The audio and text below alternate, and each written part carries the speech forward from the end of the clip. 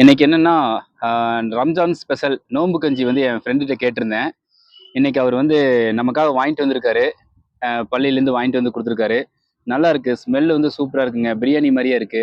இன்னைக்கு அவருடைய இதில் நம்ம ரம்ஜான் நோன்பு கஞ்சியை குடிக்க போகிறோம். சுட சுட இருக்குங்க, இன்னும் சூடாரில் பைப்பில் ஊற்றி கொடுக்குறாங்க. பைப்பில் வேணுங்கிறவங்க ஒரு சின்ன சின்ன இது கிடையாது. நாங்கள் தான் இதில் வாங்கிட்டு வந்திருக்கோம். வரவங்கெல்லாம் பார்த்தீங்கன்னா பெரிய பெரிய அண்டால பெரிய பெரிய போசியில் வாங்கிட்டு போகிறாங்க. நோன்பு வச்சிருக்கவங்களுக்கெல்லாம் இது சூட்டபிளாக இருக்குன்னு நினைக்கிறேன். எனக்கு தெரிஞ்சு நோன்பு கஞ்சி எதுக்கு குடிக்கிறாங்கன்னா, காலையிலேருந்து சாயங்காலம் வரைக்கும் விரதம் இருக்கிறாங்க இல்லையா?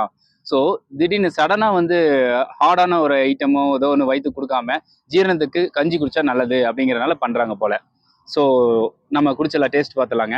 நான் அப்படியே சொன்னேன்ல, எத்தனை வருஷத்துக்கு முன்னாடி நான் 10th படிக்கும் போதுங்க, 2005 இதே பள்ளியில் வாங்கி குடிச்சேங்க.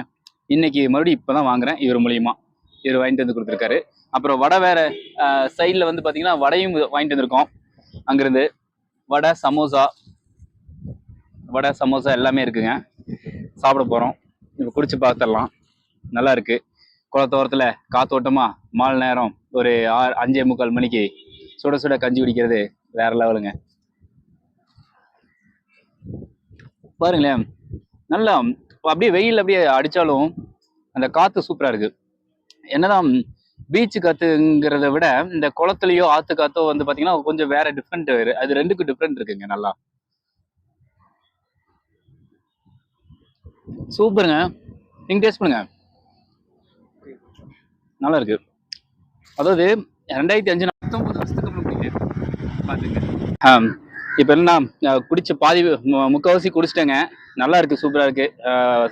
நண்பரும் அவரும் அவரோட பங்குக்கு சாப்பிட்டாரு.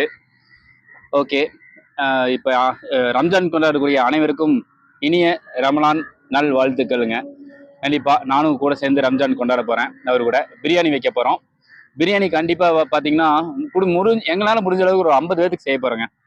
50 பேர்த்துக்கு செஞ்சு அடுத்த வீடியோவில் நாங்கள் உங்களுக்கு போட போகிறோம். அந்த வீடியோவை உங்களுக்கு நாங்கள் மட்டும் சாப்பிட போகிறதில்ல, முடிஞ்ச அளவுக்கு இயலாதவங்களுக்கு பார்சல் பண்ணி நாங்கள் கொண்டு போய் கொடுக்க போகிறோம். Okay, thank you. ரம்ஜான் வாழ்த்துக்கள்.